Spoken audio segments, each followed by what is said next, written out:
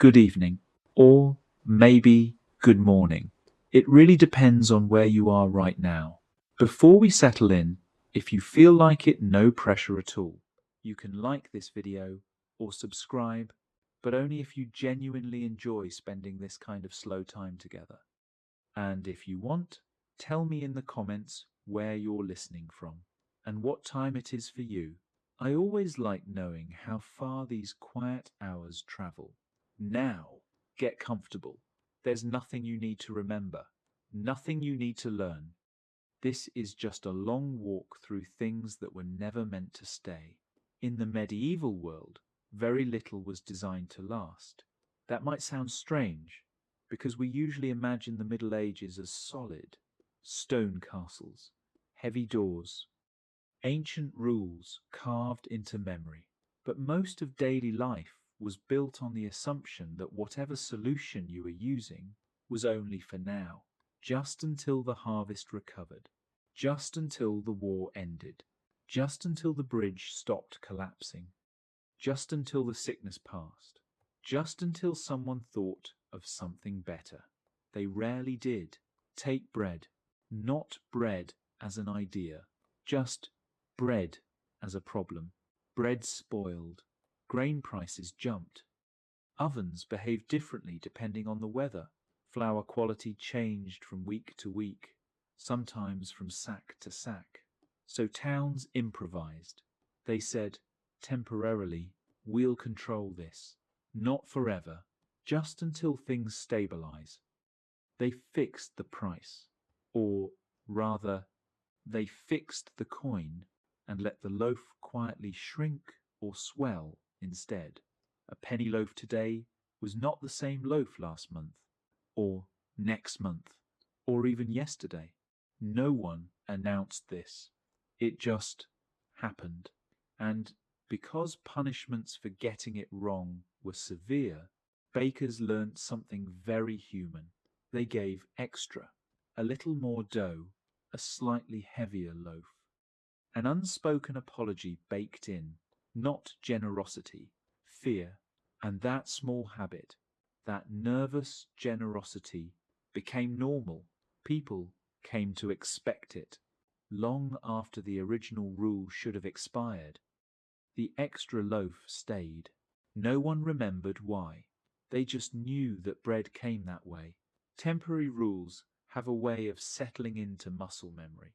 Once people adjust their hands, their routines, their expectations, removing the rule becomes harder than keeping it. And medieval towns learned this lesson over and over again. Consider bridges. A bridge collapses, or rots, or sinks slightly on one side. Someone says, we'll charge a small toll just for a few years, only until it's repaired. A few coins per cart, a coin per animal, nothing unreasonable. And people grumble, but they pay. The bridge is patched, then patched again, then reinforced, then damaged by flood, then by war, then by age. Years pass. The toll collector is still there. Now he has a desk, then a ledger, then a helper. No one remembers when the toll was supposed to end. Travellers argue anyway. Merchants detour around the bridge if they can. Locals claim exemptions. Monks insist they were promised free passage generations ago. The bridge becomes less a structure and more a habit, a place where stopping is normal. Eventually, people start building on the bridge. Shops, houses, entire rows of them, because rent helps pay for repairs. A temporary solution to fund a temporary problem, except now the bridge is heavier, more flammable, more crowded. The solution creates the next repair, which justifies the toll, which justifies the buildings, which require more repairs. And the bridge becomes a neighborhood. No one planned this. It simply refused to go away. The medieval world was full of these loops, especially at night. Fire was a constant fear. Not dramatic fire, quiet fire. An ember falling, a neglected hearth, a candle tipped by a cat. So towns rang bells. Cover your fire. Go home. Stay inside. Curfew. It wasn't meant to control people, just flames. But once you discover that everyone being indoors makes a town quieter, safer, easier to watch, you stop asking whether the fire risk is still the reason. The bell keeps ringing. The night watch keeps walking. Lanterns move through streets that are mostly empty, except for the people who are allowed to be out. That permission becomes its own form of power.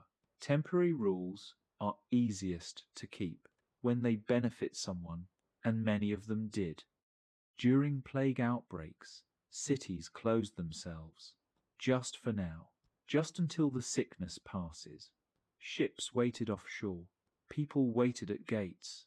Goods sat untouched. Quarantine was not elegant.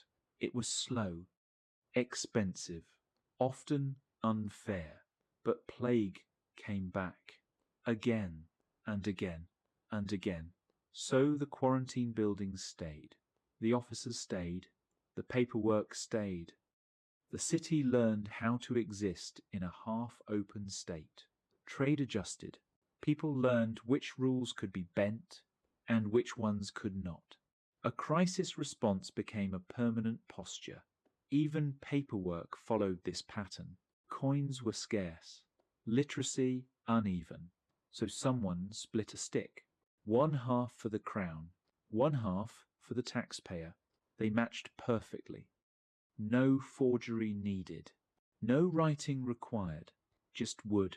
Tally sticks were never meant to last centuries. But they worked. So no one stopped using them. They stacked up. Rooms filled with them. Buildings stored them. When they were finally destroyed, they burned so fiercely. They took the building with them. A temporary fix, outliving everyone who understood it. And maybe that's the real pattern. Not that medieval people loved rules, but that once a solution fit into daily life, once it shaped how people walked, baked, waited, slept, paid, it became invisible. Invisible things are the hardest to remove, so they stayed. Long after the problem changed, long after the emergency ended, long after anyone remembered why it started. And even now, if you listen carefully, you can still hear some of those bells, not ringing, just echoing. And while all of this was happening, while bridges quietly turned into neighborhoods, and bells kept people indoors long after the fires were banked, there was another kind of temporary thing settling in, something smaller, less visible. Rules that lived inside habits. Take measuring, not the idea of measurement, just the act of deciding how much something is. A loaf, a jug of ale, a length of cloth. Early on, towns didn't care much about precision. They cared about enough.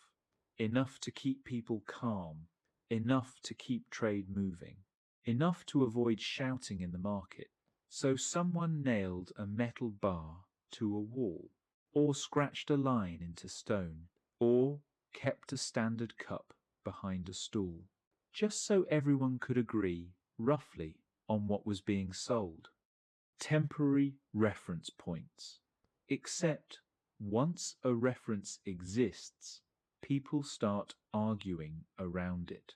Was the cup filled all the way? Was the cloth stretched? Was the loaf damp from steam, making it heavier than it should be? Inspectors appear, not because anyone planned an inspection system, but because disagreement demands an authority. The inspector needs a badge, or a staff, or at least a reputation. Now there's a job, and jobs don't like to vanish. Soon, the market doesn't feel like a place of exchange. It feels like a place of watching. People glance at the inspector before they glance at each other.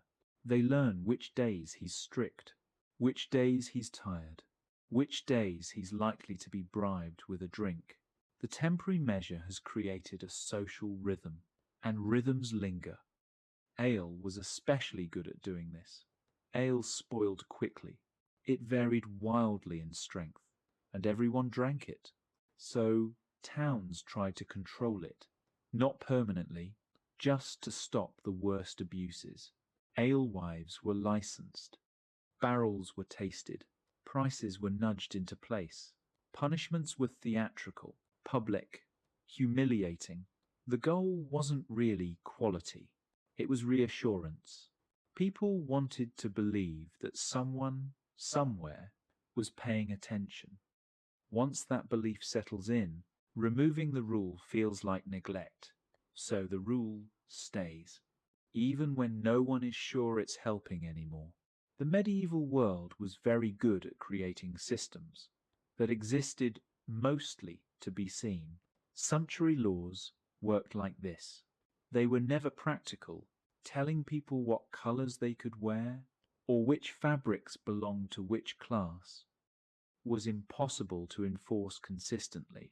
Everyone knew it, but the laws returned anyway, again and again, not because they worked, but because they reminded people where they stood or where they were supposed to stand. A temporary moral correction reissued whenever society felt slippery, and people adapted. They always did. They wore forbidden fabrics under permitted cloaks. They removed trim before entering certain spaces. They borrowed garments for events. The law didn't disappear. It simply became part of the dance. This is how temporary things survive. They stop being solutions. They become background. Even war followed this pattern. Originally, military service was personal. You showed up. You brought your armor. You fought. But that was inconvenient. So someone said, just this once, you can pay instead. Just this once. The money was easier to manage, more predictable. So it happened again and again.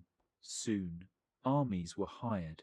Service became abstract. The temporary payment became the expectation, and the idea of personal obligation quietly faded. But the paperwork remained, lists of who owed what, receipts, tallies, records, more temporary tools, building permanent rooms to hold them. At night, the watch walked their routes, not because danger always lurked, but because the habit of watching had formed. Lantern light reflected off wet stone, footsteps echoed. Most nights, nothing happened, but the watch still walked. Temporary vigilance becomes permanent presence. And maybe the strangest part of all this is how little anyone noticed while it was happening. No announcements, no declarations, just small adjustments that stuck. Even now, when you wait at a red light at 3 in the morning, when there is no traffic, no danger, you are standing inside one of these habits. A rule that once solved a problem and never left. And so, without anyone really noticing when it happened, the medieval world slowly filled itself with things that were never meant to stay. Not monuments, not grand ideas. Small rules, small habits, small permissions. Take waiting. Waiting wasn't supposed to be part of daily life. If you arrived at a gate, you entered. If you came to market, you sold. If you reached a bridge, you crossed. But then, temporary checks appeared, just until the danger passed, just until the disease cleared, just until the taxes were sorted. A guard asks a question. A clerk checks a mark. Someone tells you to stand aside. Only for a moment. Moments stretched. Soon, Everyone expects to wait. They arrive early. They complain quietly. They learn which officials are slow, which are kind, which enjoy the pause. Waiting becomes normal. And once waiting is normal, no one remembers what it felt like to simply move. Markets learned this too. Originally, markets were loose things, noise, movement, arguments settled by shouting or walking away. Then, temporarily, towns tried to calm them. Weights were checked, spaces were assigned, selling hours were limited. Not forever, just to prevent fights. Soon, a market without rules felt dangerous. People trusted the rule more than the trader, and traders adjusted. They learned how to live inside the rule. They built stalls that fit the measurements. They timed their voices to inspection hours. They saved the best goods for moments without witnesses. The rule didn't end disorder. It reorganized it. The same thing happened with doors. At night, doors closed. That was temporary too, just until morning, just until the danger passed. But once doors are locked nightly, keys appear. Keys change everything. Who has one? Who doesn't? Who borrowed one? Who lost one? Trust becomes physical, and suddenly, being inside or outside matters more than ever. Temporary exclusions are powerful. They create boundaries people can feel. And once boundaries are felt, they're very hard to erase. Even clothing followed this logic. Restrictions were announced casually, just for now, just to restore order, just until people remember their place. Colors, fabrics, edges of sleeves. People adjusted without fighting it. They folded rules into their wardrobes. The rule became part of how clothes were worn, not just what was worn. Eventually, no one asked if the rule still applied. They dressed as if it did. And this is where medieval temporary things became truly permanent. Not because they were enforced perfectly, but because people learned to live around them. Think about sound. Bells were meant to signal emergencies, fire, attack, danger. But bells are loud. They command attention. Soon, bells mark time. Work, rest, prayer, sleep. A temporary warning tool becomes a daily metronome. People plan their days by it. They stop noticing it until it's gone. The medieval world was filled with these quiet permanences. Nothing dramatic, just small adjustments that stayed. A toll that never ended. A rule that was never repealed. A habit that never needed explanation anymore. And the strangest part is that no one felt trapped by them. They felt normal, which might be why they survived. Because when something no longer feels like a rule, when it feels like the shape of the day itself, no one thinks to remove it. They just live inside it.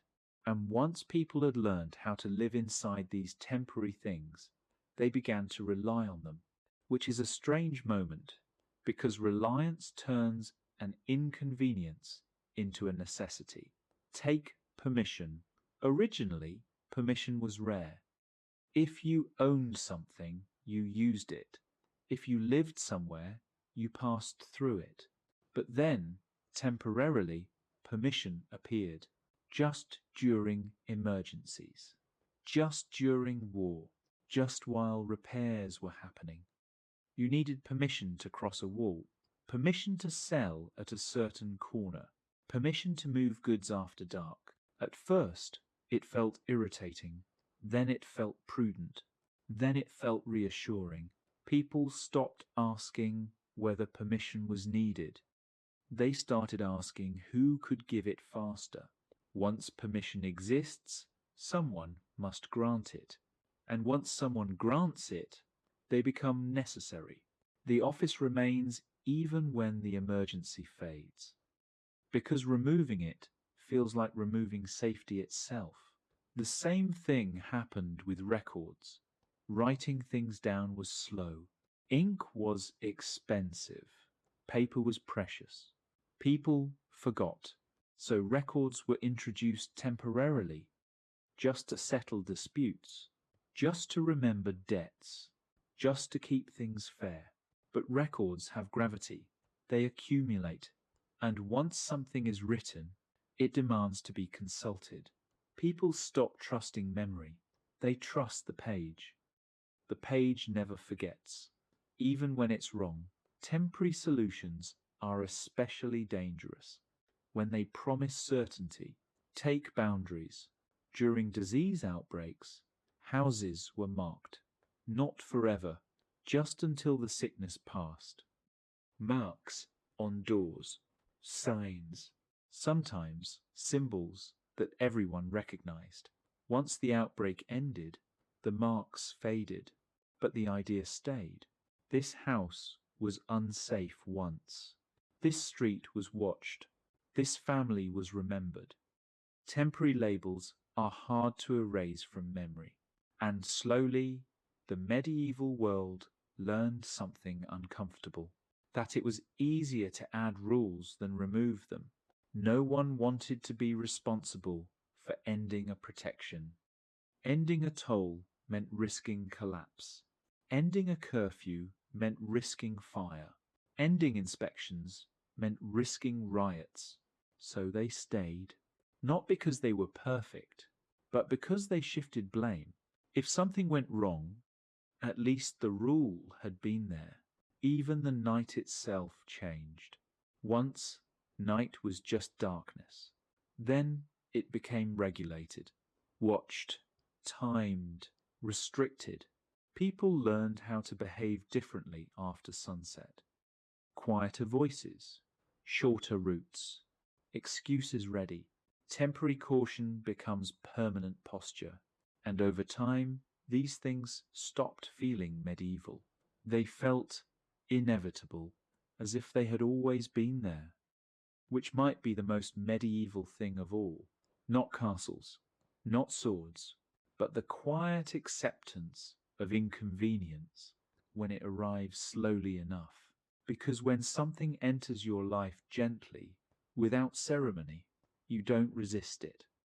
You adapt, and adaptation is how temporary things learn to stay. And eventually, something subtle happened. People stopped thinking of these things as rules at all. They became arrangements. Take routes. Originally, you walked where you could. Paths followed convenience, weather, habit. But then, temporarily, paths were redirected. A bridge was under repair. A gate was closed for inspection. A street was blocked for paving. Just for a while, people adjusted.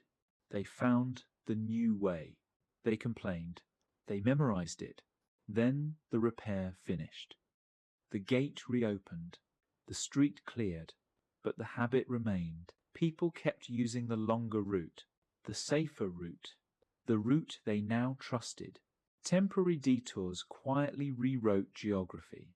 The same thing happened with trade. Merchants were told only briefly to sell in specific places.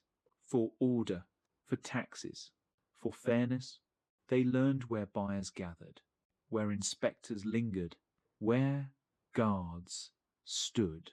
When the restrictions softened, the crowd didn't move. Markets are stubborn like that. They form where people expect them to be, and expectation is stronger than permission. Over time, medieval towns became layered, not planned, accumulated. Each layer built on a temporary decision that never quite left. A wall built in haste becomes a boundary of identity. A toll booth becomes a choke point of life. A rule becomes a reflex. And the people living inside these layers rarely questioned them, not because they were obedient, but because questioning required remembering a different way.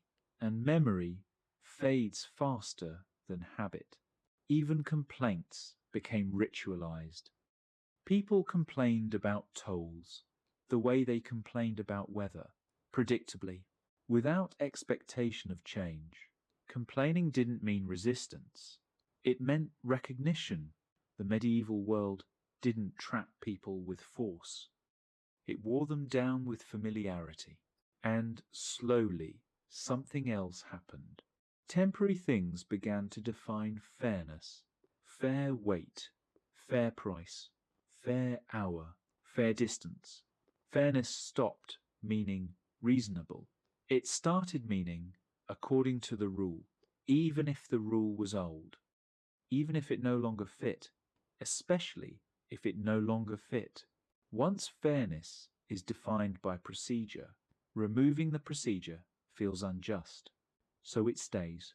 Children grew up inside these arrangements. They never knew the before.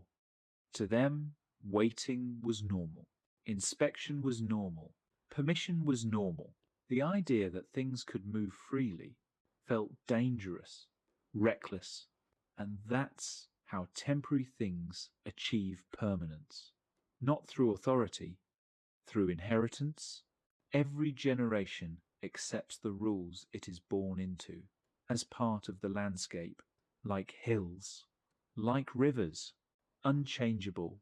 And maybe that's why medieval temporary solutions lasted so long. They didn't shout, they whispered, they asked for a little patience, a small coin, a moment of waiting, and then they stayed. And once those temporary arrangements had settled into the shape of everyday life, they began to affect something even quieter. Expectation. People stopped expecting things to work smoothly.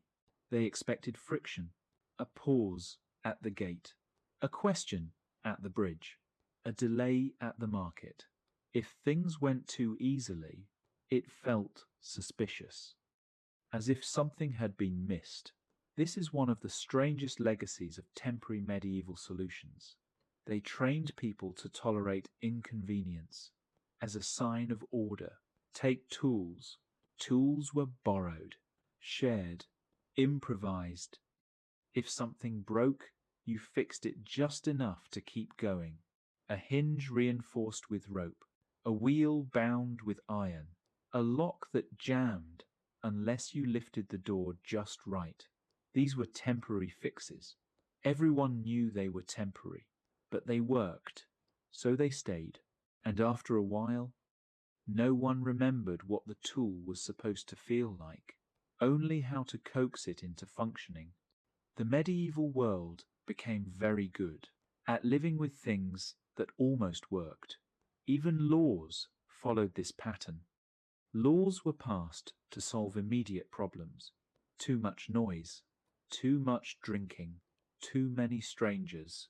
They were meant to calm situations, not redesign society. But once written, they lingered, not enforced strictly, not enforced fairly, just present, enough to shape behavior, enough to remind people that authority existed. And because enforcement was inconsistent, people learned how to test boundaries, how far they could go, when they could ignore a rule, when it was safer to comply. This constant negotiation became a skill, a social literacy. Temporary rules created permanent instincts. The same instinct appeared around time. Time wasn't precise. It flowed with light, bells, seasons. Then bells rang more often. Hours gained weight. Workdays gained edges. None of this was meant to be rigid. It was meant to coordinate people during busy moments. But coordination is addictive. Once people rely on shared timing, they resist losing it. And so, medieval life slowly filled with soft constraints. Not walls, not chains, gentle pressures.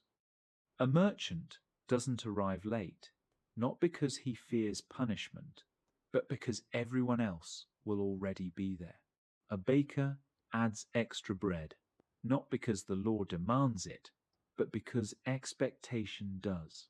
A traveler waits at the gate, even when no one is watching. By the time anyone thought to ask whether these things were still necessary, they were already normal.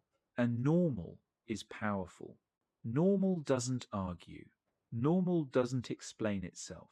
Normal simply exists. Temporary medieval solutions didn't conquer the world. They blended into it. And if you listen carefully, you can almost hear them still working. In queues, in checkpoints, in forms that ask for the same information twice, not because they make sense, but because they've always been there.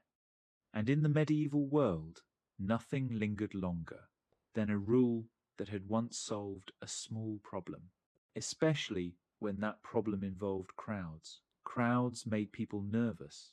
Markets, fairs, festivals, days when too many bodies shared too little space. So temporarily, rules appeared. Stand here, sell there, enter at this hour, leave by that one. Nothing ambitious, just enough to keep people from pushing. And for a while, it worked.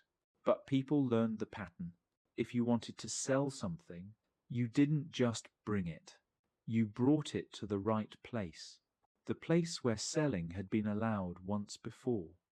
Even after the rules softened, even after no one enforced it, the crowd remembered. Temporary permissions shape memory more than permanent bans ever could. The same thing happened with roads. Roads weren't really roads. They were suggestions. Mud when it rained, dust when it didn't. So towns repaired sections temporarily. Just the worst parts. Just enough to keep carts moving. People noticed. They steered their wagons there. They avoided the rougher ground. Soon, traffic wore the temporary repair into permanence. The good road became the road, not because it was planned, but because everyone agreed it was safer. And once agreement exists, no authority is needed anymore. Temporary fixes also loved paperwork, especially when money was involved. A toll collected once needs a record. A second toll needs comparison. Soon there are lists, names, dates, marks. The record was meant to be a moment, proof that something happened. But records accumulate, and accumulation creates obligation. People started preparing for inspection, even when none was scheduled. They measured twice. They checked seals. They rehearsed answers, not because they expected trouble, but because being ready felt responsible. Temporary scrutiny teaches permanent caution. The medieval world didn't become rigid overnight. It became careful. Consider animals. Animals moved freely through streets, through markets, through doors left open. Then, temporarily, restrictions appeared. During disease, during crowding, during fear, animals were banned from certain spaces, just until conditions improved. People adjusted. They tethered animals further away. They planned routes around new limits. Soon, animals no longer belonged everywhere. The rule ended. The habit didn't. Temporary order leaves permanent absence. Even silence followed this logic. Silence was requested during prayer, during announcements, during emergencies. Just briefly, but silence teaches listening, and listening creates hierarchy. Who speaks? Who waits? Over time, silence spread beyond its original moments. Certain spaces felt wrong if loud. No one remembered why. They just lowered their voices. All of this made medieval life feel structured, without ever feeling planned. which is why it lasted, because nothing here felt imposed. It felt adjusted. And once life is adjusted enough times, the adjustments become the life. A toll that was meant to fund a repair becomes the price of crossing. A rule meant to stop chaos becomes the definition of order. A temporary pause becomes how movement works. And no one asks when it will end, because endings are harder than beginnings.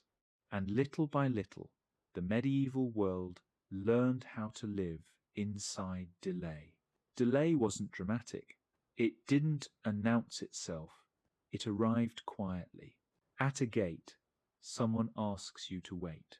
Not because there's danger, just because it's late, or because the guard hasn't finished eating, or because the book isn't open yet. At first, waiting feels personal. Then it feels procedural. Eventually, it feels correct. Temporary delays teach people patience in very specific directions. Not patience in general, patience toward authority. The same thing happened with questions. Questions were asked during emergencies.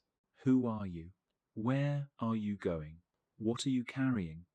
Simple things, not meant to be permanent, but questions create habits too. People prepare answers. They simplify stories.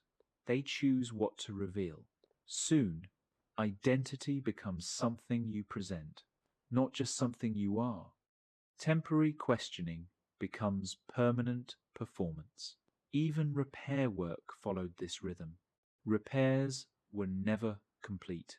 A wall patched here, a roof shored up there, just enough. People learn to live among scaffolding, around barriers, through narrow passages. Temporary obstruction becomes permanent navigation. You remember where to step, where not to. You don't ask when it will be fixed. You work around it. This is how medieval towns taught flexibility. Not through philosophy, through inconvenience. And inconvenience, repeated gently, feels like reality. The medieval mind did not crave efficiency. It craved predictability, even bad predictability. A toll you expect is easier than a free crossing that might disappear tomorrow. A rule you half understand is better than none at all. So temporary things stayed because they reduced uncertainty.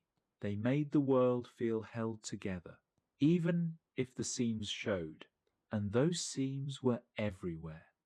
In markets where stalls leaned into rules that no longer made sense. In streets shaped by detours no one remembered creating.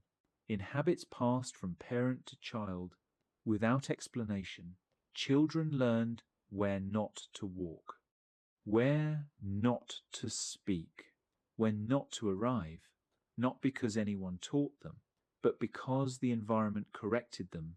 Temporary solutions are excellent teachers. They don't argue, they simply shape behavior, and that shaping is slow, almost kind, which is why it lasts. Because when something enters your life gently, wrapped in practicality, you don't notice when it becomes permanent. You just adapt. And some temporary things stayed, because removing them would have required admitting a mistake, which was rare. Take rules that existed only on certain days. Market days, fair days, religious days. Originally, special rules applied only then. Extra guards, different prices, restricted movement, just for the occasion. But occasions repeat, weekly, seasonally, annually, and repetition blurs the line between exception and norm. Soon, people behave every day, as if it might be a special day. Better to comply early than be caught unprepared. Temporary intensity trains permanent caution. The same thing happened with taxes. Emergency taxes were common. War, repairs, ransom, they were announced with seriousness, only until the need passes. End of V. People adjusted their lives. They sold more, saved less, borrowed. Then the need passed. But the method didn't. Officials realized the mechanism worked. Collection routes existed. Records existed. Resistance was manageable. So when the next emergency came, the tax returned easily. And after that, more easily still. Eventually, it wasn't an emergency tax. It was just how things were paid for. Temporary money changes permanent behavior. Tools of enforcement followed a similar path. Cages, stocks, public displays of punishment, used sparingly at first, only when disorder threatened. But visibility is powerful. People behave differently when they know consequences are visible. So the tools stayed in place, even when rarely used. Their presence mattered more than their use. Temporary threats become permanent scenery. Even language changed. Words that once explained exceptions became routine, by permission, by order. For now, over time, the words lost urgency. They became formalities, said without thought, meaning without weight. And this is important because when language fossilizes, behavior follows. Some temporary things stayed because they created jobs. Inspectors, watchmen, collectors, people depend on work. Work resists disappearance. Ending a temporary rule means ending someone's livelihood. So the rule stays, not because it's needed, but because it's attached to a person. The medieval world didn't remove things cleanly. It layered them. New rules stacked on old ones. Exceptions stacked on exceptions. Soon, no one knew which layer came first, which layer was temporary, which was original, and at that point, asking whether something was meant to last no longer mattered. It simply did. That's how these things survived. Not through strength, through accumulation. They were never defended passionately. They were tolerated endlessly. And tolerance, stretched over years, becomes permanence. And some temporary things stayed because no one knew whose responsibility it was to end them. A rule begins in urgency. Someone issues it quickly. No debate, no long discussion, just enough authority to make it stick. But endings require consensus, meetings, agreements, signatures, and consensus is slow. So the rule remains, not because anyone wants it, but because no one wants to untangle it. This happened constantly in medieval towns, especially with shared spaces. Take water, wells, fountains, river access. During shortages or contamination, temporary restrictions were placed. Certain hours, certain users, certain containers, just until the water was safe again. But access patterns change. People rearrange routines. They show up earlier. They form lines. Soon, removing the restriction feels disruptive. The temporary rule has already reorganized the day. Temporary scarcity creates permanent scheduling. The same thing happened with cleanliness. During outbreaks, streets were cleaned more aggressively. Waste was moved. Animals restricted. Ditches cleared. Just to stop disease. But once people saw cleaner streets, they didn't want to return to before. So the labor continued. Not perfectly, not consistently, but enough to create expectation. Temporary hygiene becomes permanent standard. Even if no one admits it, Then there were symbols, signs posted during emergencies, marks on barrels, flags on buildings, tokens carried for passage. They were meant to be removed, but symbols are easy to forget and hard to question. A faded mark still suggests meaning. A token still opens doors. People respect symbols long after their context fades. Temporary symbols become permanent shortcuts. Even fear followed this logic. Fear was mobilized briefly to stop riots, to prevent hoarding, to enforce compliance.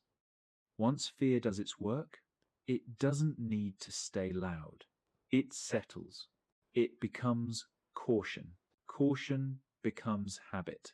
Temporary fear becomes permanent restraint. What's striking is how little resistance this produced.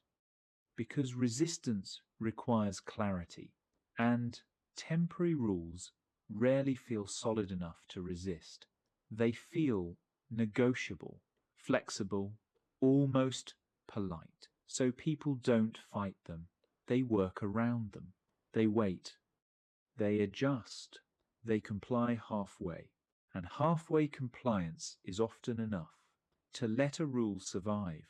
The medieval world mastered this balance. Rules that were strong enough to shape behavior, but weak enough to avoid rebellion. And once a rule finds that balance, it can last for centuries, not as law, but as habit. And habits don't need enforcement. They enforce themselves.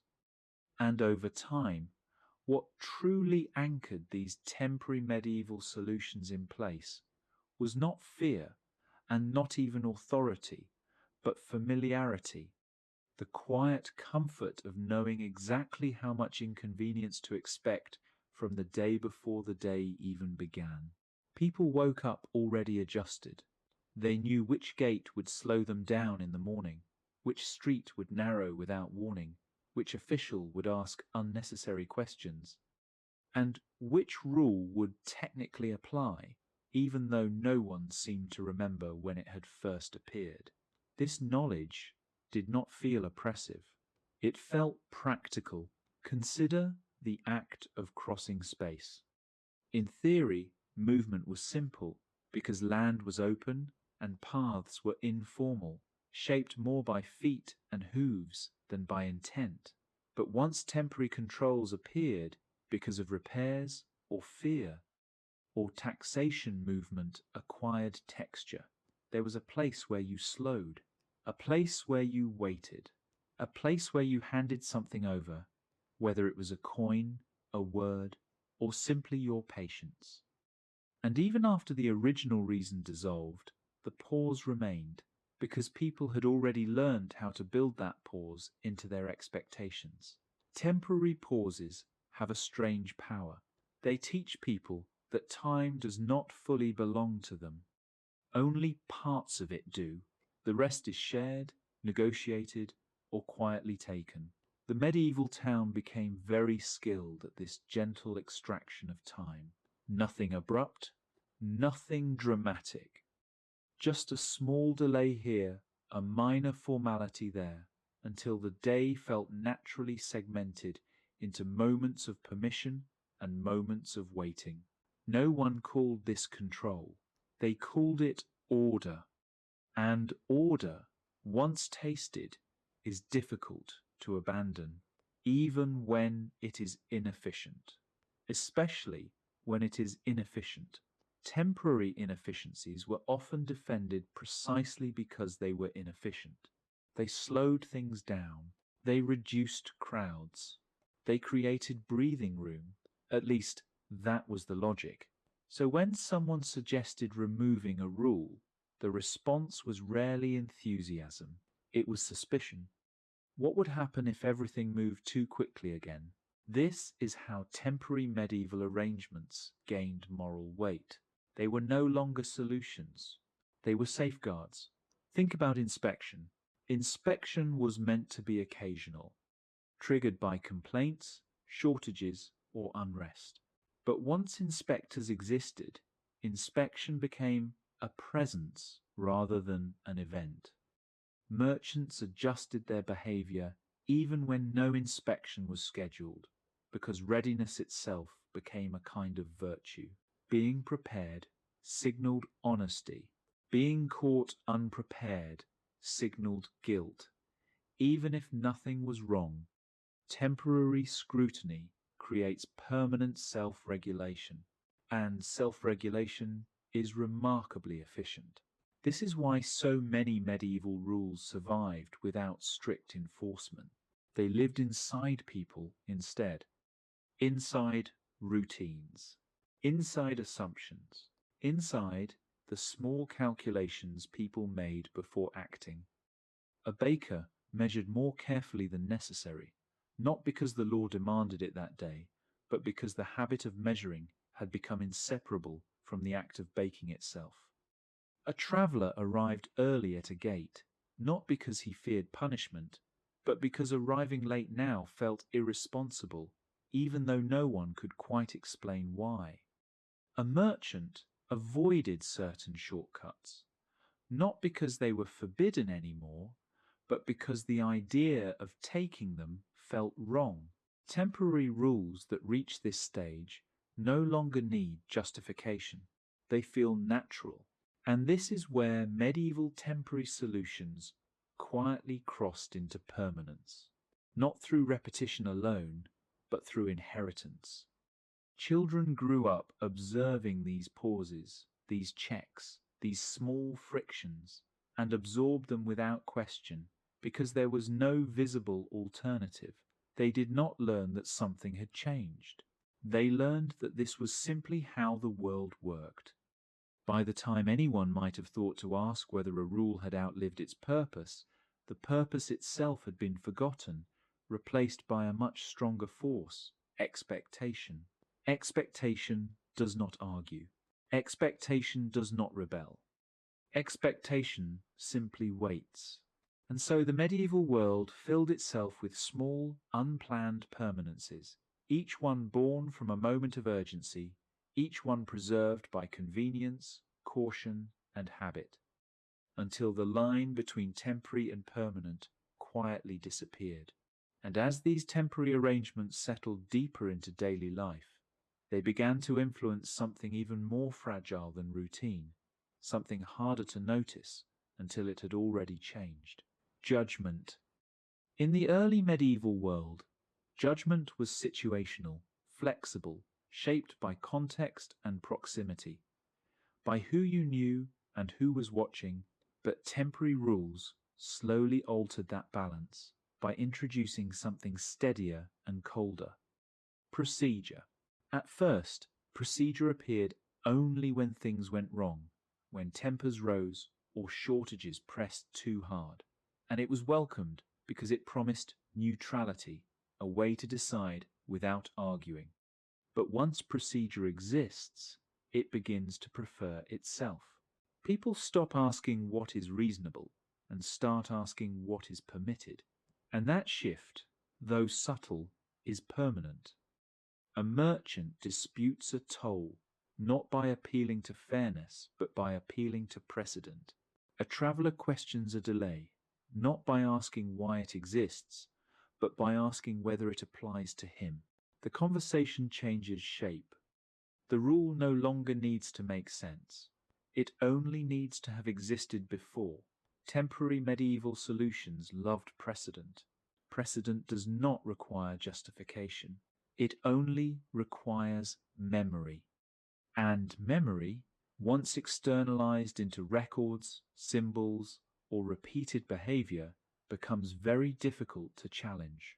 This is why so many temporary controls grew thicker over time instead of thinner. They gathered exceptions. Exemptions for certain people, certain days, certain goods. Each exemption was meant to soften the rule, but in practice it complicated it, and complexity itself became a reason to leave the rule in place. Removing it would have meant untangling too many small agreements, too many quiet promises, too many inherited privileges, so the rules stayed.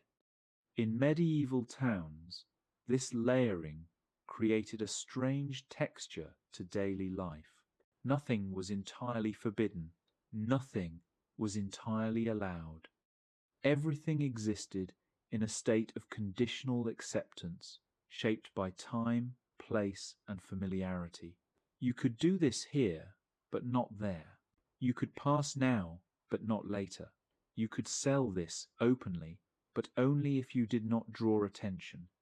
Temporary rules thrive in this grey space. They do not demand obedience. They invite negotiation, and negotiation, repeated often enough, becomes culture. Over time, people stopped seeing these arrangements as obstacles. They saw them as landmarks, the place where you wait, the point where you pay, the moment when you lower your voice. These pauses gave structure to the day, like punctuation in a sentence that no one remembered writing. And structure is comforting, even when it restricts, especially when it restricts evenly. The medieval world was uneven in many ways, but these small frictions created a sense of shared experience. Everyone waited, everyone adjusted, everyone knew the feeling of being briefly delayed by something that did not fully explain itself. That shared inconvenience softened resentment. If everyone is slowed, no one feels singled out. This is another reason temporary things endured. They distributed irritation broadly and lightly, not enough to provoke anger, just enough to shape behavior. And so, slowly, medieval life became less about reacting to crises and more about navigating inherited arrangements, each one born from a moment that no longer mattered, each one shaping movement, speech, and expectation in ways that felt too ordinary to question. The rules did not announce themselves anymore. They were simply there, like worn steps or narrow doors, shaping how people moved without ever asking permission. Temporary solutions had become permanent landscapes, not because anyone declared them so, but because life had grown around them, adjusted to their presence, and learned to depend on the predictability they offered. And once life depends on something, even slightly, letting it go feels like a risk, so it stays, quietly. And one of the clearest signs that something temporary had become permanent was how casually people planned around it. Not cautiously, not resentfully, casually. A toll is announced for repairs. At first, people grumble because they still remember the time before the toll, when crossing was simple and unremarkable, when the bridge was just a bridge and not a pause. But a year passes, then another, and soon, when someone prepares for a journey, the toll is not a surprise. It is included. The coin is set aside before departure. The delay is accounted for. The crossing is no longer imagined without it. The toll has not survived because it is enforced.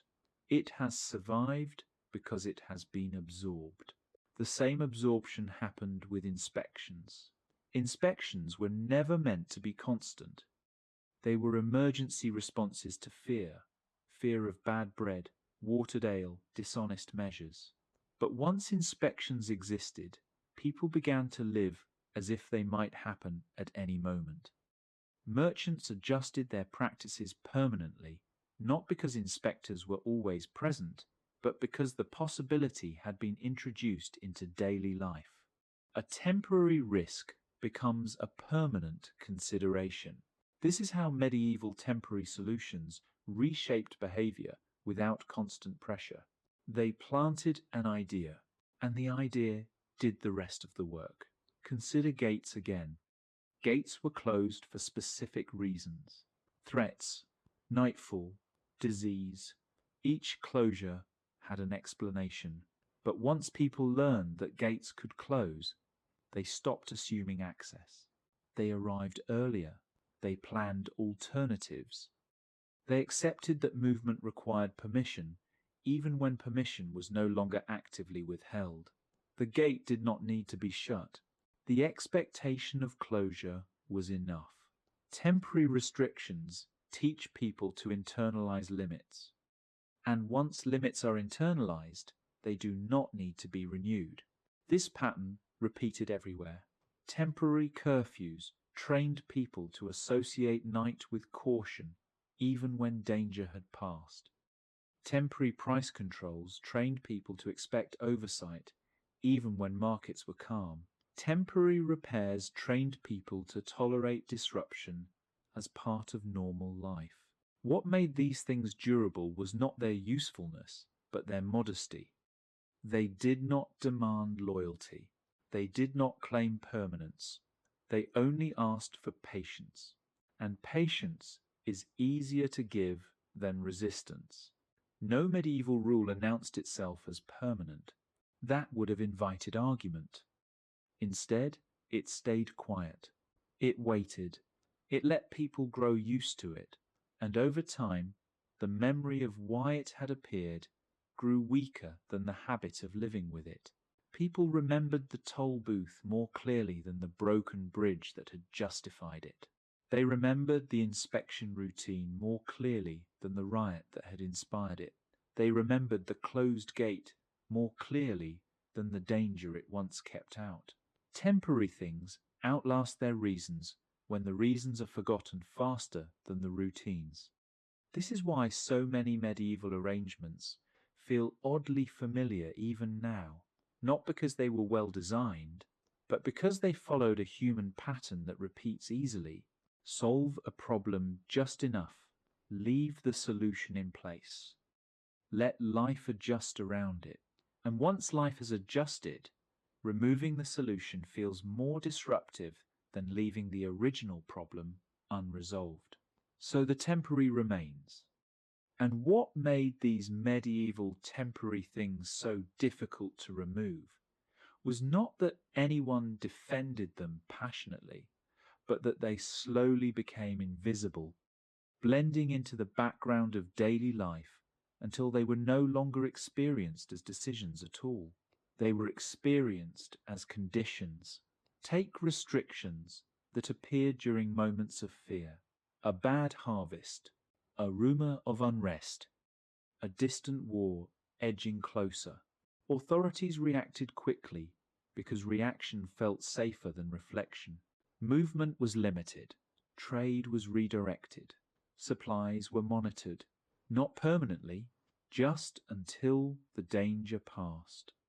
But danger in the medieval world was rarely cleanly resolved. It faded unevenly, quietly, so the restrictions lingered, not because anyone declared them necessary, but because no one could point to the exact moment they became unnecessary.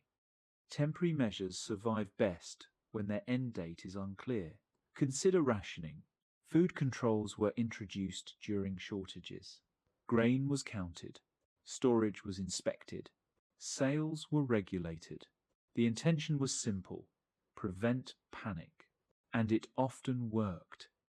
But once people experienced regulated distribution, they grew suspicious of unregulated abundance. If bread was suddenly plentiful, they wondered why. If prices dropped too quickly, they doubted the quality. Temporary control reshaped trust. People learned to trust oversight more than plenty. So even when shortages eased, regulation remained, because removing it felt reckless. The same pattern appeared with labor. During crises, authorities temporarily organized work. Road repairs, wall reinforcement, street cleaning. Everyone was expected to contribute. Not forever, just until things were stable again. But once labor was coordinated this way, the benefits became visible. Projects finished faster. Responsibility felt shared. So the expectation lingered. Communal obligation outlasted the crisis that created it. Temporary coordination becomes permanent expectation. Even the act of paying became structured by these temporary fixes. Emergency levies taught people where to go, whom to pay, and how compliance was measured. Once learned, these routes did not disappear. The next levy followed the same paths. The next collection reused the same habits. Soon, paying felt routine, even when the reason changed. The method mattered more than the cause. And that is a crucial detail. Temporary medieval solutions often survived because they taught people how to do something, and once the method existed, it was easier to reuse it than invent a new one. Methods are sticky, habits even more so. This is why temporary administrative tools became permanent institutions, not because they were perfect, but because they were already there.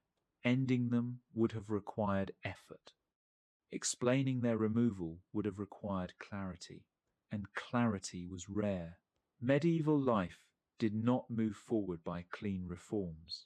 It accumulated, one temporary fix resting on top of another, until the original foundation was no longer visible.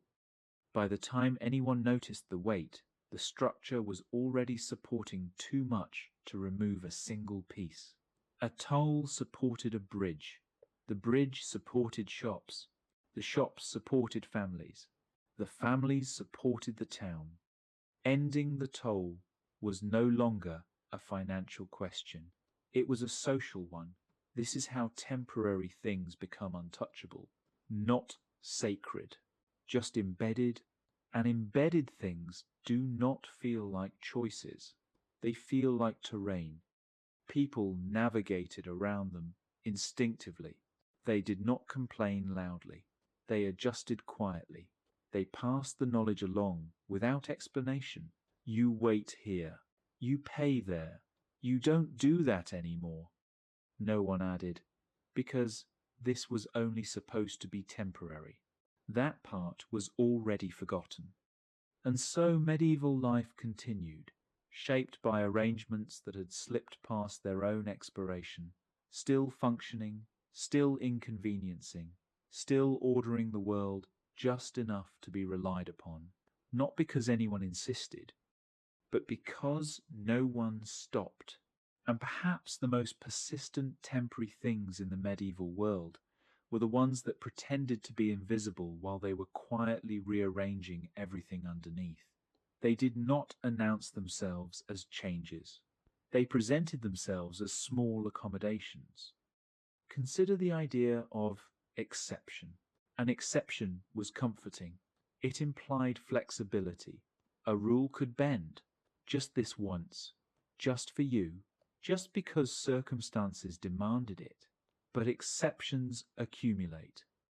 They pile up around a rule like sediment, and eventually the rule itself becomes harder to see than the exceptions surrounding it.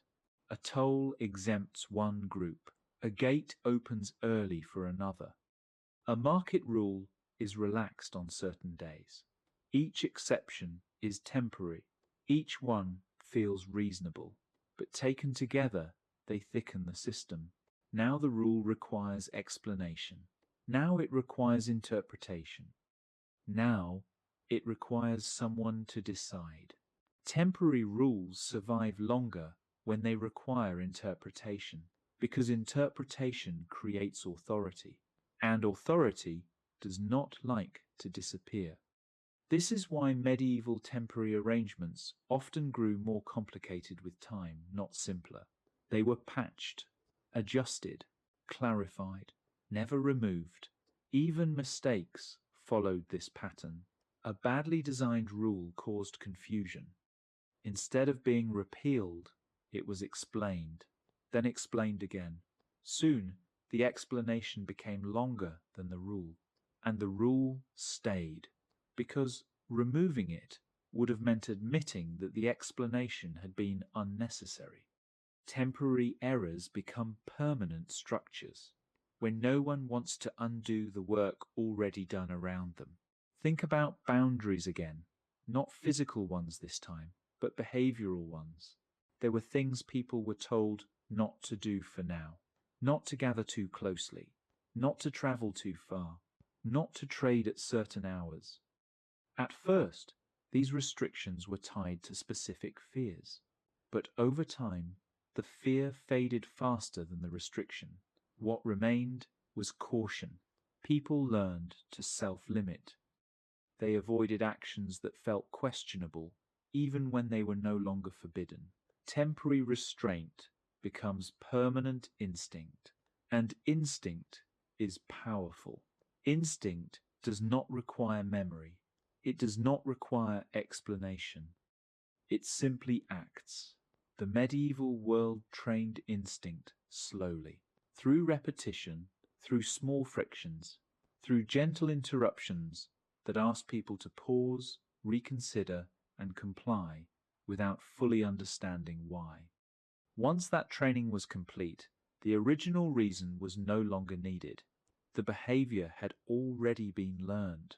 This is why so many medieval temporary solutions outlived the events that created them. They were not tied to those events anymore. They were tied to people, to how people moved, to how people spoke, to how people expected the world to respond. A traveler no longer needed to know why a gate might close. He only needed to know that it sometimes did. A merchant no longer needed to know why inspection existed. He only needed to know how to behave when it happened. A town no longer needed to remember why a toll had been introduced. It only needed to know that removing it would change too many things at once. Temporary things last when removing them feels like loss. Loss of order, loss of predictability, loss of familiarity. And familiarity is one of the strongest forces in human life. Stronger than logic, stronger than fairness, often stronger than comfort. So medieval temporary arrangements stayed, not because they were ideal, but because they were known.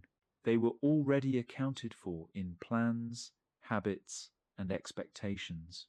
They had been folded into the rhythm of the day.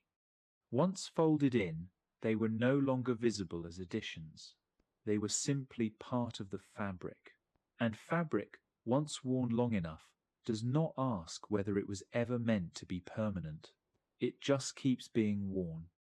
And one of the most ordinary, most stubbornly permanent, temporary things in medieval life was bread. Not bread as comfort, bread as a problem. Bread was never supposed to be controlled forever. Control only appeared when something went wrong. A bad harvest, a war cutting supply lines, a rumor that grain was being hidden, so towns reacted. They said, temporarily, we'll regulate it. Not the baking, not the eating, just the fairness. They fixed the price, or rather, they fixed the coin, because coins were familiar and reassuring, and then they quietly let the loaf change instead. Heavier when grain was cheap, lighter when grain was scarce. It wasn't elegant, but it worked. For now, the problem was never meant to be permanent. The rule wasn't either, but the habit that formed around it was. Bakers learned very quickly that being exact was dangerous. If a loaf was even slightly underweight, punishment followed. Public punishment. So bakers added more. A little extra dough, a little extra weight. Not generosity, insurance. And customers noticed. They began to expect it. Not because anyone told them to, because it kept happening. Years passed. Harvests improved, prices stabilized, but the extra loaf stayed. No one announced that it should. No one questioned it. It had become part of what bread was. A temporary safety measure had changed expectation. And expectation is harder to undo than law. The same thing happened with ale. Ale spoiled quickly. It varied wildly, so towns inspected it temporarily, tasted it, priced it, licensed sellers, just to prevent chaos. But once inspection exists, selling without inspection feels suspicious. So sellers adapted permanently. They brewed differently. They timed sales. They learned how to look compliant. Even when no one was watching, the rule no longer needed presence. It lived inside behavior. And then there were bridges. Bridges were never meant to be profitable. They were meant to exist until they broke, which they often did. So a toll appeared, just until repairs were complete. A small coin, barely noticeable, but repairs never truly ended. Water shifted foundations, carts wore stone, floods undid work, so the toll stayed. Quietly, travellers adjusted. They carried coins just for crossing. They planned delays into journeys. The toll became part of travel, not part of repair. And then, slowly, shops appeared on the bridge. Because rent helped maintenance, a clever idea, temporary, except shops add weight. Weight adds damage. Damage justifies tolls. A perfect loop. No one designed it. No one stopped it. And at night, the same pattern repeated. Curfews were introduced to prevent fire, just during dangerous periods, just until people were careful again. But bells are persuasive. They mark time. And once time is marked, people reorganize life around it. Soon, night itself felt regulated. Even when no curfew was announced, people went home earlier, voices lowered, movement slowed. The rule had faded. The behavior had not. These are the examples that matter, not because they're dramatic, but because they are boring, daily, unavoidable. Bread, drink, crossing, night, things people touched every day. That's where temporary rules survive best. And after bread and after ale, the medieval world turned its attention to something that felt even more neutral, even more harmless. Measuring. Measuring was never meant to control people. It was meant to stop arguments. That was all. A length of cloth, a scoop of grain, a jug of wine. People argued constantly, so towns improvised. They fixed a standard, not permanently, just so everyone could agree. A metal bar set into a wall, a marked cup kept behind a stool, a stone weight placed in public view. Temporary reference points, nothing more. But once a reference exists, behavior changes. Sellers adjust goods to fit it. Buyers learn to look for it. Arguments shift from shouting to comparison. Not, "this feels wrong," but "this does not match." Soon, someone has to guard the standard.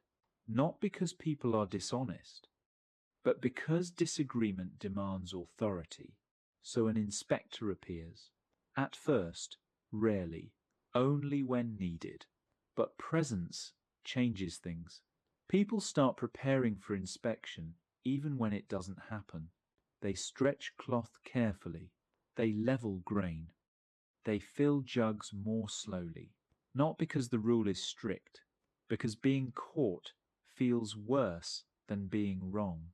The standard no longer exists to settle disputes. It exists to shape behavior. And once behavior is shaped, removing the standard feels dangerous. What happens if no one agrees anymore? So the temporary measure stays. Quietly. From measuring, the medieval town moved naturally to markets. Markets were chaos, noise, bodies, goods everywhere.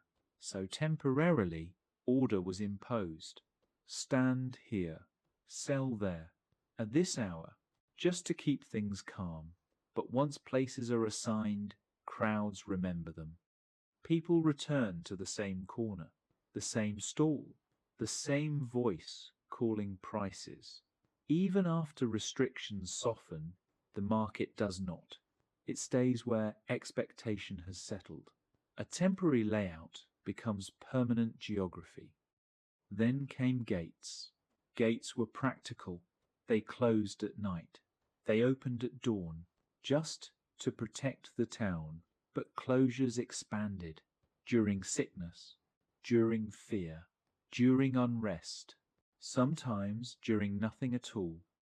People learned that access was conditional, not guaranteed, so they planned around it.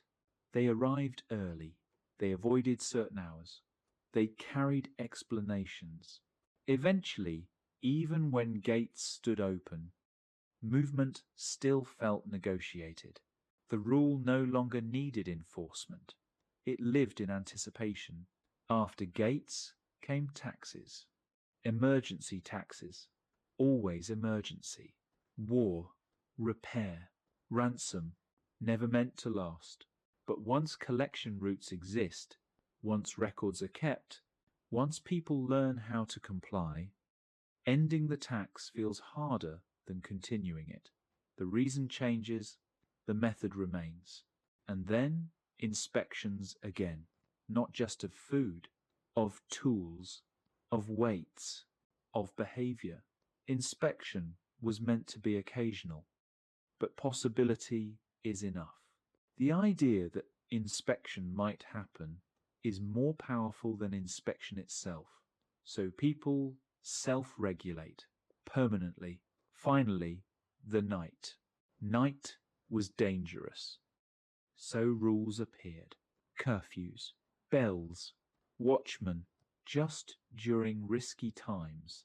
But bells mark time, and once time is marked, life reorganizes.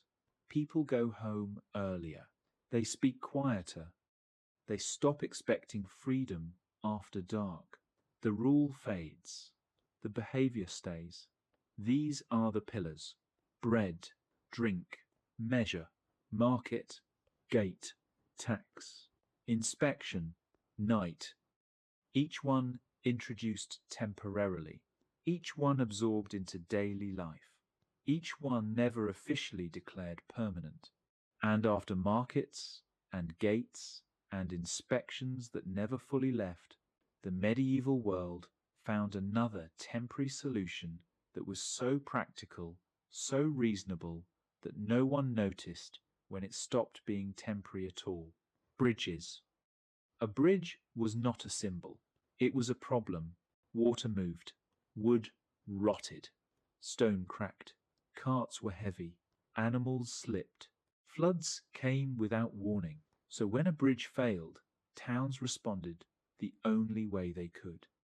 They raised money, not forever, just until the bridge was repaired. A small toll was placed at the crossing, barely worth arguing over. A coin dropped into a box. A pause while someone nodded you through. The understanding was simple. You pay now. The bridge improves. The toll disappears. But bridges do not improve permanently. They survive. And survival requires constant attention. A repaired beam weakens somewhere else. A reinforced arch shifts under weight. A flood undoes careful work in one night. So the toll remains, quietly justified, still temporary, always temporary. Travelers adapt quickly. They carry coins specifically for crossings. They expect the pause. They factor the toll into distance, not cost. The bridge is no longer just a crossing. It is an event. And then something interesting happens. People start building on the bridge. Shops, stalls, sometimes entire houses, because rent helps maintenance.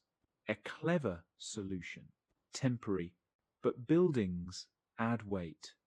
Weight increases damage. Damage requires repair. Repair requires money. Money requires tolls. The bridge becomes a loop. No beginning, no end, just continuation. By the time anyone wonders whether the toll should still exist, the bridge is no longer just stone and water. It is work. It is homes. It is trade. Ending the toll would no longer fix a bridge. It would disrupt lives. So it stays. After bridges, the medieval world turned to labor, and labor too was only borrowed temporarily. When walls needed reinforcement, or roads needed clearing, or streets needed cleaning, towns called on everyone. Just for now, just until the danger passed. Everyone was expected to help carry stone, dig ditches, clear debris, not as punishment, as necessity. People accepted this easily because emergencies feel shared. The problem came later, when emergencies ended and the expectation didn't. Once people had been organized this way, authorities noticed something. Work got done. Responsibility felt collective. So when the next project appeared, the same method was used. And the one after that. What had begun as emergency labor became obligation, a quiet one, not enforced harshly, just assumed. People rearranged their lives around it.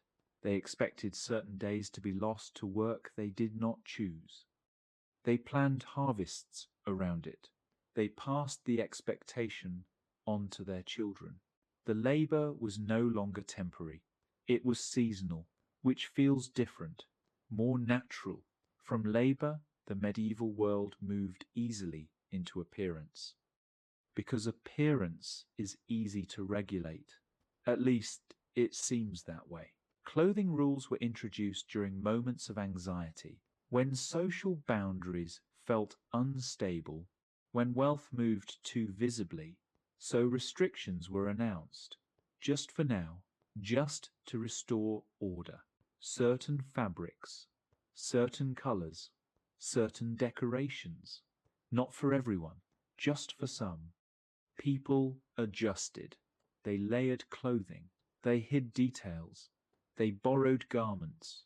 They learned how to look compliant. The rules were never enforced perfectly, but that was not the point. The point was to remind people that hierarchy existed. And reminders do not need permanence to be effective. They need repetition. Each time the rule returned, it felt less temporary, less remarkable. Eventually, people dressed as if the rule might apply at any moment, even when it didn't. The restriction faded. The habit stayed. Finally, the most literal example of all, quarantine. Quarantine was never philosophical. It was panic management.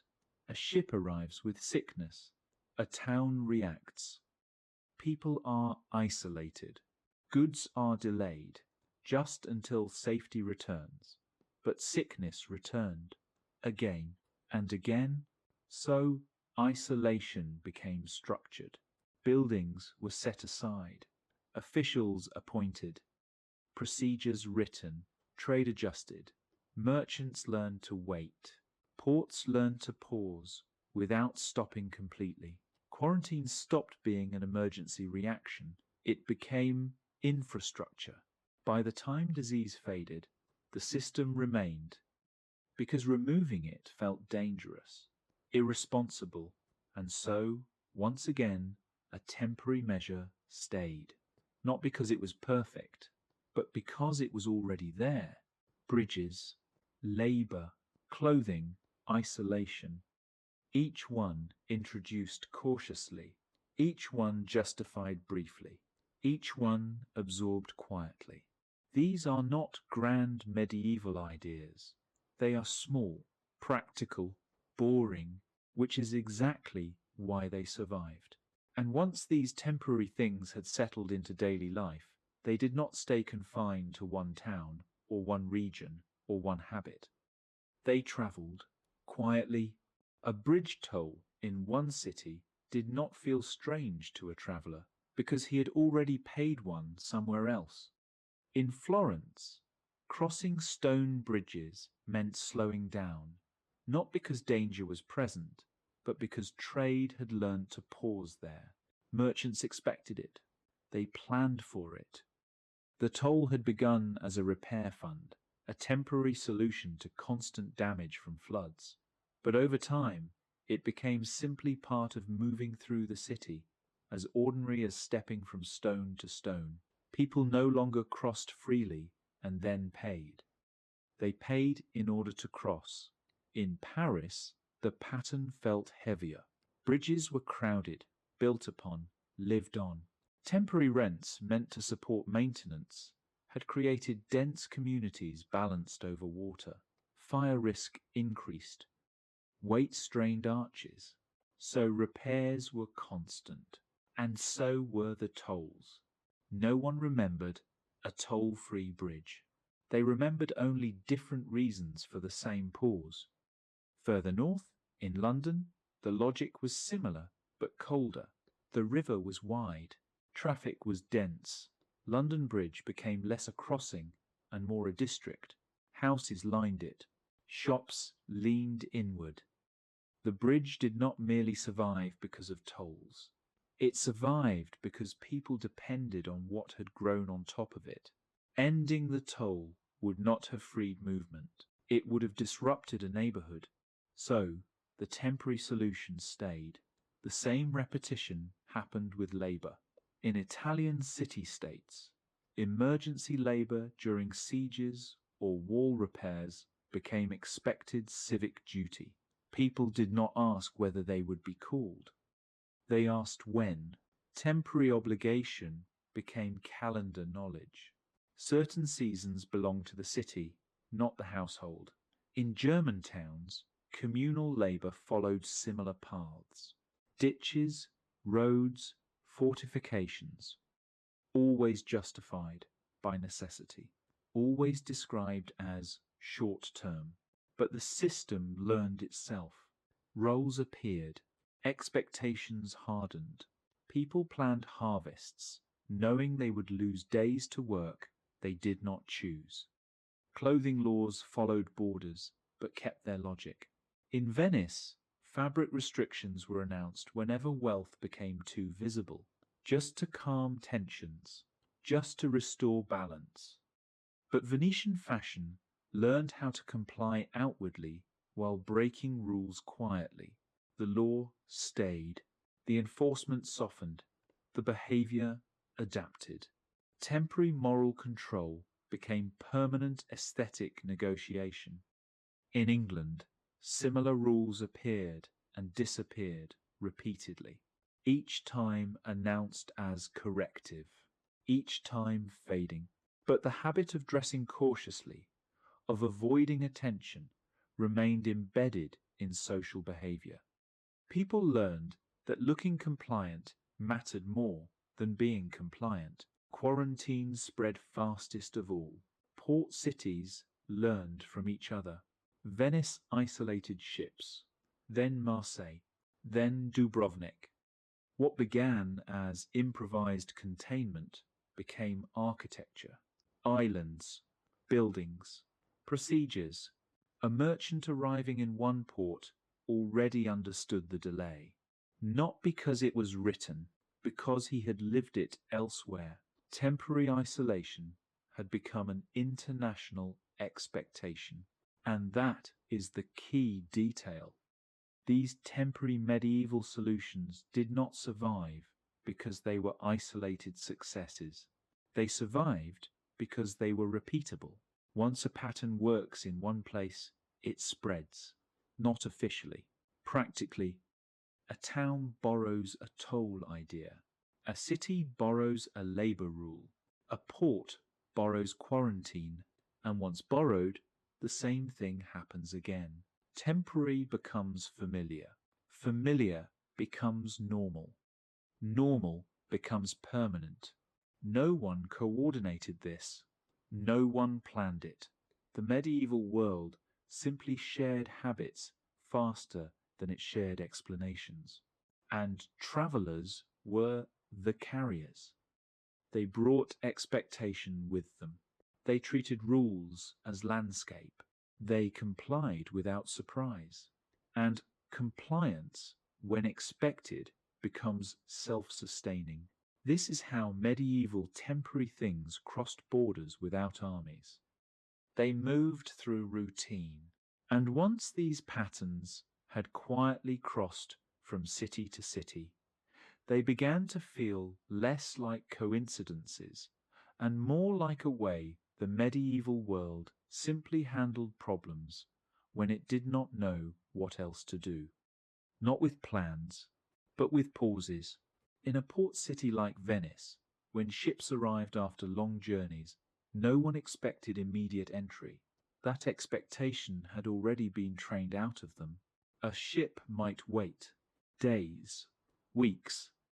At first, this waiting was justified by fear of sickness, and the delay felt temporary, unpleasant, but necessary, something everyone agreed to endure because the alternative felt worse. But after enough repetitions, the delay itself became part of arrival. Merchants prepared for it before they ever set sail. Contracts allowed for it. Goods were packed, knowing they would sit untouched. The waiting was no longer attached to disease. It was attached to the act of arriving. In Marseille, the rhythm was similar, even if the reasons shifted slightly. Sometimes it was illness, sometimes paperwork, sometimes nothing visible at all. But ships slowed anyway. Crews waited anyway. The port no longer promised immediacy. It promised process. And travelers, moving from one port to another, did not resist this. They recognized it. They had already lived it elsewhere. The pattern felt familiar, comfortingly inconvenient. Inland, the same quiet recognition happened at bridges. A merchant crossing the Rhine did not feel surprised when a toll appeared, because tolls had already taught him that crossing water was rarely free. In Cologne, in Mainz, in smaller towns whose names mattered only to those passing through, the pause felt the same. A stop, a hand extended, a moment of waiting. The reasons differed. The behavior did not. What mattered was not why the toll existed. What mattered was that crossing now involved negotiation. And once negotiation is expected, resistance fades. Further south, in Florence, labor obligations followed a similar rhythm. Citizens were called upon during emergencies to repair walls or clear streets, and at first this felt like shared urgency, something that would end once the danger passed. But danger always passed unevenly, and so did obligation. People learned to keep certain days flexible, to expect interruption, to assume that part of their time belonged to the city, even when the city was calm. In smaller towns, the logic was quieter but no less persistent. Roads needed clearing, ditches needed digging, nothing dramatic, nothing permanent, except the expectation that when the call came, it would be answered. And that expectation outlived the reason for it. Clothing, too, followed travelers. A merchant who learned to dress cautiously in one city carried that caution with him into the next. In Venice, he avoided certain colors. In London, certain trims. In Paris, certain displays. The laws were different. The instinct was the same. Temporary restrictions had taught him how to disappear just enough. He no longer dressed to express himself. He dressed to avoid attention. And once that instinct forms, it does not need reinforcement. Even the night felt similar across borders. In one town, bells rang earlier. In another, later. In some places, gates closed strictly. In others, loosely. But everywhere, night carried the same quiet message. Movement slows. Voices soften. Freedom contracts slightly. The rules varied. The feeling did not. What binds all of this together is not coordination and not intention, but repetition experienced from different angles. A traveler does not need a theory to recognize a pattern. He only needs memory. And memory tells him that whenever something is introduced as temporary, he should prepare for it to stay. So he adjusts early. He waits without complaint. He complies without being asked. And in doing so, he helps the temporary thing survive. This is how the medieval world stabilized itself, not by fixing problems completely, but by leaving solutions in place long enough for people to forget that they had ever been optional. A pause becomes expected. A toll becomes routine. A restriction becomes background. And once something becomes background, it is almost impossible to remove without tearing the scene apart. The pattern continues quietly, city to city, generation to generation, never announced, never concluded, just lived. And let's stay in one place for a while. Not briefly, not efficiently. Let's stay long enough for things to feel normal. Venice. Not the Venice of paintings or ceremonies. The Venice of ordinary days. The day begins early because it has learned to. Not because anyone commands it to, but because waiting has been built into life here, and anyone who wakes too late spends the rest of the day catching up. Bread comes first. Bread always comes first. The baker knows exactly how much to make, not because demand is predictable, but because expectation is. The weight of the loaf matters. It mattered once, because of shortages, because of fear, because of unrest. Now it matters because it always has. No one says this aloud. The baker simply adds a little more than necessary, because being exact still feels risky, even though no inspector has appeared in days. The rule is gone. The habit is not. A few streets away, people move toward the market, not randomly, along paths shaped by repetition. Stalls appear where they always appear, not because a rule demands it anymore, but because buyers expect them there. Once, spaces were assigned temporarily to prevent chaos. Now, the chaos would return if they were moved. So no one moves them. Measurements are checked, quietly, almost privately, not to satisfy authority, but to avoid embarrassment. The standard still exists, fixed into stone, though few people remember when it was placed there or why. It is not questioned. It is referenced. As the morning moves on, people approach the water, not to admire it, to cross it. Bridges slow everything down. They always have. A toll may or may not be collected today. It depends. But the pause is guaranteed. Coins are already in hand before anyone asks. No one mutters about fairness. The toll is no longer associated with repair. It is associated with crossing. On the bridge, shops lean inward. They were built to fund maintenance. Temporarily, now they are permanent fixtures, casting shadows, adding weight, increasing the very damage they were meant to pay for. No one questions this. The bridge is no longer just a structure. It is a place. Later in the day, a call for labor spreads. Nothing dramatic. A wall needs attention. A canal edge has weakened. Not an emergency, just necessary. People adjust their plans. They always do. Once, labor like this was only demanded during crisis. Now it arrives quietly, folded into expectation.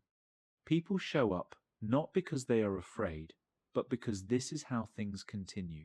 Clothing blends into the crowd, carefully. Venice has always been sensitive about appearance. Temporary restrictions appear whenever wealth becomes too visible. They come and go, but people have learnt the lesson. Do not stand out too much. Dress so that no one looks twice. Even when no law is active, the instinct remains. As evening approaches, the city changes tone. Not suddenly, gradually. Bells mark time. Once they warned of danger. Now they shape the day. Shops close when they always close. People move faster, then slower. The night has rules here, some written, most not. Gates are watched. They may close, they may not, but everyone behaves as if they might. No one waits to be told. By nightfall, Venice feels held together by pauses. Moments of waiting, moments of checking, moments of adjustment. None of them announced, all of them inherited. Nothing here feels temporary anymore, but everything once was. And tomorrow, the same day will repeat. Not because it must, because it has learned how. And after Venice, London feels heavier, not louder, heavier. London does not float. It presses. The river is wide, slow, and crowded with purpose. People do not cross it casually. They approach it already prepared to stop. London Bridge does not surprise anyone. It never did. From a distance, you already know what will happen. You will slow. You will wait. You will pay. The toll had once been introduced to repair damage, because damage was constant, because carts were heavy and water unforgiving. It was described as temporary. Of course it was. Everything always was. But in London, the bridge had grown into something that could not be untangled. Houses lined it. Shops leaned over it. Families lived their entire lives on a structure that had once been a crossing and nothing more. The toll no longer supported a bridge. It supported a neighborhood. Ending it would not restore freedom. It would break continuity. So it stayed. Markets in London felt the same way. Once regulated to prevent chaos, they had learned their shapes. Stalls returned to the same places. Measures were checked against standards no one remembered installing. Inspectors walked routes that existed simply because they always had. No one asked whether these systems were still necessary. They asked only how to move within them. Night in London arrived earlier in behavior than in sky. Bells rang. Shops closed. Movement narrowed. Once, this was fear of fire. Once, it was fear of disorder. Now it was just the way the city breathed. Paris felt different, more fluid, more watched. Paris learned control through density. Crowds gathered easily. Disorder spread quickly. So temporary rules appeared often. Price controls, market hours, movement restrictions, always framed as short-term corrections. But Paris remembered rules well. They returned often enough that people stopped reacting to their arrival. They anticipated them, adjusted early, avoided standing out. Bridges in Paris were alive, built upon, lived upon. The Seine carried trade, but the bridges carried life. Temporary rents to support maintenance created weight. Weight caused damage. Damage justified repairs. Repairs justified tolls. The loop never needed explanation. It simply worked. In Paris, clothing laws came and went like weather, each time announced as necessary, each time fading, but the behavior they trained stayed. People learned to dress cautiously, to avoid attention, to blend, even when no law demanded it. And quarantine, too, found its place, not as panic, as procedure. People learned that arrival meant delay. That entry required patience. That waiting was part of belonging. London and Paris did not copy each other. They did not need to. They solved problems the same way because the problems felt the same. Crowds, movement, fear, repair, temporary solutions appeared. They worked just enough. They stayed just long enough. And then life built itself around them. By the time anyone might have asked whether these things should end, there was nothing left to end. Only habits, only expectations, only days shaped by pauses no one questioned anymore. And that is where this kind of story grows quiet. Not because it finishes, but because it stops needing to speak. The medieval world did not freeze these arrangements in place. It simply kept living with them, and living is very good at turning for now into always. So the baker wakes early. The traveller carries coins. The merchant measures carefully. The gate might close. The bridge will pause you. The night will narrow, not because anyone decided it should be this way forever, but because no one ever decided it shouldn't. And the day ends, not with an answer, just with familiarity. And as the day finally settles, there isn't really anything left to explain. The streets grow quieter the way they always do. The bridge still pauses whoever crosses it. The bread for tomorrow is already being shaped. The rules, whatever they once were, are simply there. Nothing announces itself as important anymore. It all just continues. If you've been listening for a while, thank you for staying here with me. If you'd like to come back another night, another place, another ordinary day shaped by things that were never meant to last, you're always welcome. And if you feel like it, you can subscribe so these quiet hours can find you again when you need them. Before you go, if you want, tell me where you're listening from and what time it is for you right now. I like knowing how far this silence travels. For now, take your time. There's nothing else you need to remember. Good night or good morning.